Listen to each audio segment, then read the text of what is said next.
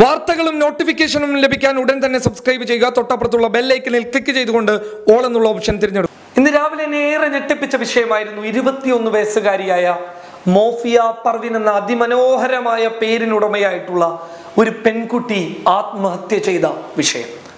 വളരെയധികം എന്നെ വേദനിപ്പിച്ചു എന്നുള്ളത് ശരിയാണ്.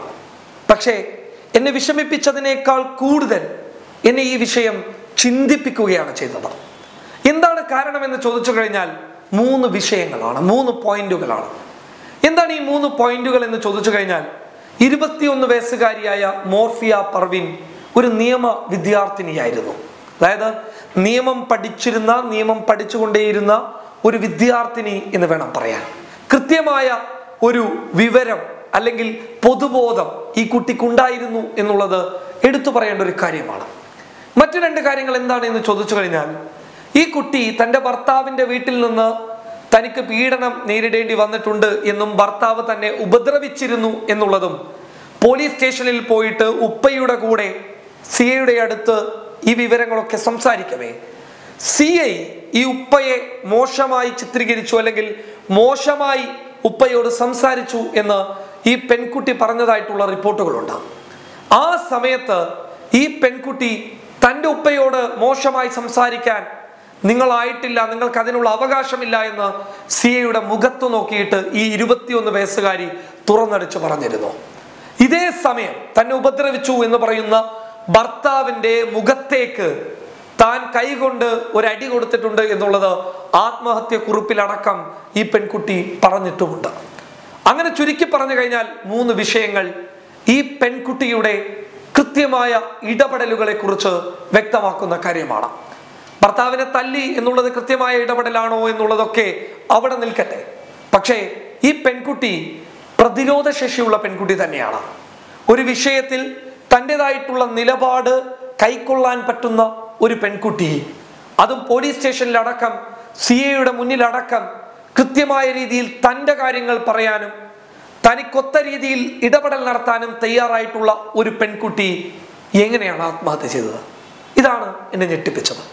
വളരെ പാവപ്പെട്ട അല്ലെങ്കിൽ ഒരു രീതിയിലും ആരോടും പ്രതിരോധിക്കാൻ പറ്റാത്ത ഒരവസ്ഥയിലുള്ള ചില പെൺകുട്ടികൾ, ചില യുവതികൾ, ചില സ്ത്രീകൾ ആത്മഹത്യ ചെയ്യാറുണ്ട്. അത് അവരുടെ മനക്കട്ടിക്കുള്ള അല്ലെങ്കിൽ പ്രതിരോധിക്കാൻ പറ്റാത്ത ഒരവസ്ഥയിലുള്ള സാഹചര്യത്തിൽ ചെയ്തു പോകുന്നതാണ് എന്ന് വേണമെങ്കിൽ നമുക്കതിനെ വിലയിരുത്താം. പക്ഷേ മോഫിയ പർവീൻ എന്ന പെൺകുട്ടിയുടെ കാര്യത്തിൽ എനിക്കങ്ങനെ ചിന്തിക്കാനേ പറ്റുന്നില്ല. പ്രതിരോധ ശേഷിയുള്ള, തൻ്റെ നിലപാടുകൾ തുറന്നു പറയാൻ ആർജവമുള്ള ഒരു പെൺകുട്ടി എന്തിനാണ് ഇങ്ങനെ ചെയ്തത്? ഇവിടെ എനിക്ക് നിങ്ങളോട് കുറച്ച് കാര്യങ്ങൾ പറയാനുണ്ട്. അത് എൻ്റെ വ്യക്തിപരമായിട്ടുള്ള ജീവിതത്തിൽ നിന്നുള്ള കാര്യങ്ങളാണ്. ഞാൻ വളരെ ചെറുപ്പമായിട്ടുള്ള ഒരാളാണ്, അല്ലെ? അങ്ങനെ പറയുമ്പോൾ നിങ്ങൾ തോന്നും എന്താണ് ഖാദറിനെ കുറിച്ച് തന്നെ ഖാദർ അങ്ങനെ പറയുന്നത് എന്ന്. എനിക്ക് വെറും 25 കഴിഞ്ഞ് 26 വയസ്സായിട്ടുള്ള ഒരു പ്രായമേ എനിക്കുള്ളൂ. ഈ പ്രായത്തിനിടയിൽ ഞാൻ അനുഭവിച്ച വേദനകളും യാതനകളും പ്രശ്നങ്ങളും പ്രതിസന്ധികളും ഒക്കെ വല്ലാത്ത പ്രശ്നങ്ങളാണ്, വല്ലാത്ത പ്രതിസന്ധികളാണ്, വല്ലാത്ത യാതനകളാണ്.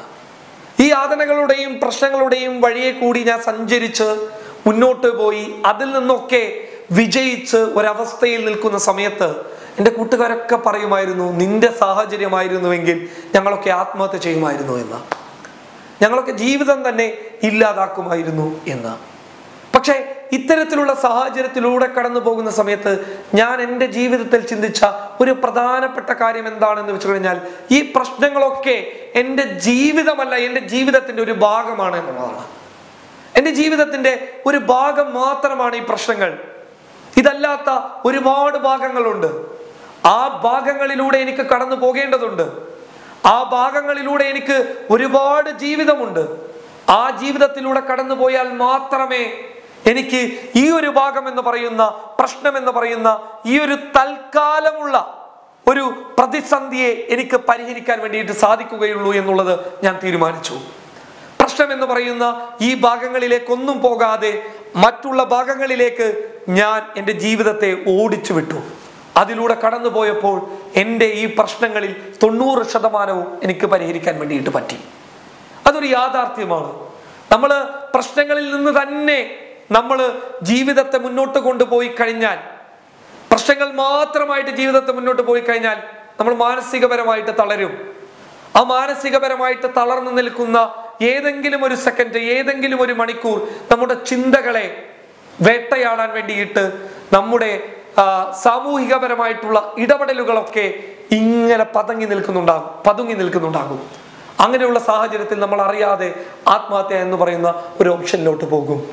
പക്ഷെ അപ്പോഴും എനിക്ക് ചിന്തിക്കാൻ പറ്റാത്തത്, മോർഫിയ പർവിൻ എന്ന ഈ 21 വയസ്സുകാരി, എല്ലാ രീതിയിലും നല്ല ശക്തിയുള്ള ആർജവമുള്ള നിലപാടുള്ള ഈ പെൺകുട്ടി ആത്മഹത്യ ചെയ്തത് എന്തിനാണ് എന്നുള്ളതാണ്.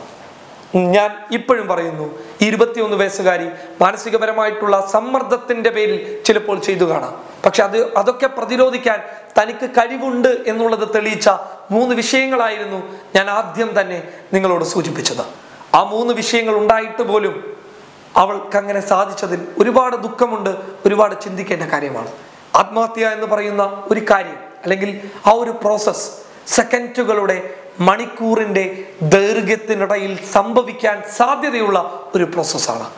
ഇത്തരത്തിലുള്ള പ്രോസസ്സിലേക്ക് പോകാൻ സാധ്യതയുള്ള പെൺകുട്ടികളെ, നമ്മുടെ സഹോദരിമാരെ, അല്ലെങ്കിൽ നമ്മുടെ അടുത്ത ആളുകളെ, സുഹൃത്തുക്കളെ നമ്മൾ എങ്ങനെ കൈകാര്യം ചെയ്യാം എന്നുള്ളത് കൂടി ഞാൻ പറയാൻ ആഗ്രഹിക്കുകയാണ്. ഞാനിതിൽ ഒരുപാട് വിദഗ്ധ പഠനമൊക്കെ നടത്തിയ ആളല്ല.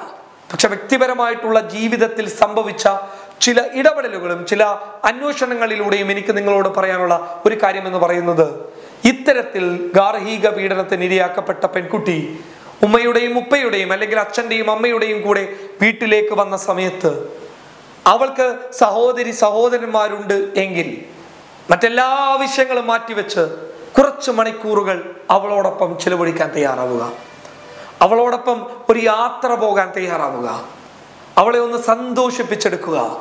നിനക്കവൻ മാത്രമല്ല ഉള്ളത്, ഞങ്ങളും കൂടിയുണ്ട് എന്നുള്ള ഒരു ബോധം അവളിലേക്ക് എത്തിക്കുക. അവൾക്ക് മറ്റുള്ള ഒരു ലോകത്തെക്കുറിച്ച് പരിചയപ്പെടുത്തി കൊടുക്കുക. അവൾ ഈ ഭൂമി ലോകത്ത് നിന്ന് പോയി കഴിഞ്ഞാൽ അവളെ ഇഷ്ടപ്പെടുന്ന നിങ്ങൾക്ക് അവളെ നഷ്ടപ്പെട്ടു കഴിഞ്ഞാൽ വല്ലാത്ത വേദനയുണ്ടാകും എന്നുള്ള ഒരു തോന്നൽ അവളിൽ ഉണ്ടാക്കിയെടുക്കുക. അവളെ എല്ലാമായി നിങ്ങൾ ചേർത്ത് പിടിക്കുക. അവൾക്ക് വേണ്ട കാര്യങ്ങളൊക്കെ ചെയ്തു കൊടുക്കുക. സഹോദരന്, ഒരു രക്തബന്ധത്തിന് ഒരുപാട് സ്നേഹങ്ങൾ നൽകാൻ വേണ്ടിയിട്ട് പറ്റും, കരുതൽ നൽകാൻ വേണ്ടിയിട്ട് പറ്റും. ഒരാൾ ഈ ഭൂമി ലോകത്ത് ജീവിക്കുന്നത് എങ്ങനെയാണ് എന്ന് ചോദിച്ചു കഴിഞ്ഞാൽ, എൻ്റെ കൂടെ അവനുണ്ട്, എൻ്റെ കൂടെ അവരുണ്ട് എന്നുള്ള തോന്നൽ തന്നെയാണ്. ആ വലിയൊരു തോന്നൽ നമ്മൾ ഉണ്ടാക്കി കൊടുക്കുക. ആ തോന്നൽ ഉണ്ടാക്കി കൊടുക്കാൻ ഒരു ഉപ്പക്ക്, ഒരു ഉമ്മക്ക്, ഒരച്ഛൻ, ഒരമ്മക്ക്, സഹോദരന്, സഹോദരിക്ക് സാധിക്കുമെന്നുള്ള പച്ചയായ സത്യം എല്ലാ ആളുകളും മനസ്സിലാക്കുക. അവിടെ കരുതലിലൂടെ, സ്നേഹത്തിലൂടെ ആത്മഹത്യയെ ഒഴിവാക്കാൻ വേണ്ടിയിട്ട് നമുക്ക് പറ്റും. നമ്മുടെ നാടുകളിൽ ഇപ്പോൾ ആത്മഹത്യ എന്ന് പറയുന്ന ഒരു പ്രോസസ്സ് നടന്നുകൊണ്ടിരിക്കുന്നത്, പണ്ടൊക്കെ ഈ മഴ എന്ന് പറയുന്നത് മഴക്കാലത്തായിരുന്നു എന്നുള്ളതാണ്, അല്ലെങ്കിൽ ഇടയ്ക്കിടക്കൊക്കെ പെയ്യുമായിരുന്നു. പക്ഷെ ഇപ്പോൾ വേനൽക്കാലത്തും അതുപോലെ തന്നെ മറ്റുള്ള സമയങ്ങളിലൊക്കെ, അതായത് തണുപ്പിന്റെ സമയത്തൊക്കെ മഴ പെയ്യുന്ന ഒരു പ്രോസസ്സ് കാണാൻ വേണ്ടിയിട്ട് സാധിക്കുന്നു. ഈ രീതിയിലാണ് ഇന്ന് ആത്മഹത്യ നമ്മൾ കാണാൻ വേണ്ടിയിട്ട് സാധിക്കുന്നുള്ളത്.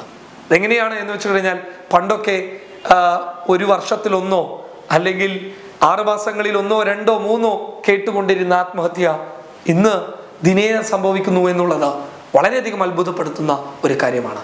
ദയവ് ചെയ്തിട്ട് എൻ്റെ പെൺകുട്ടികൾ അല്ലെങ്കിൽ എൻ്റെ സഹോദരന്മാർ ഇത്തരത്തിലുള്ള ഒരു പ്രതിസന്ധിയിലുണ്ട് എങ്കിൽ നിങ്ങളോട് ഞാൻ പറയുകയാണ്, അത് നിങ്ങളുടെ ജീവിതത്തിൻ്റെ ഭാഗമായി മാത്രം കാണുക.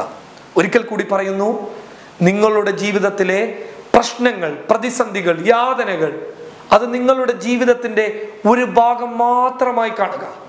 മറ്റുള്ള ഭാഗങ്ങൾ നിങ്ങളെ കാത്തിരിക്കുന്നുണ്ട്.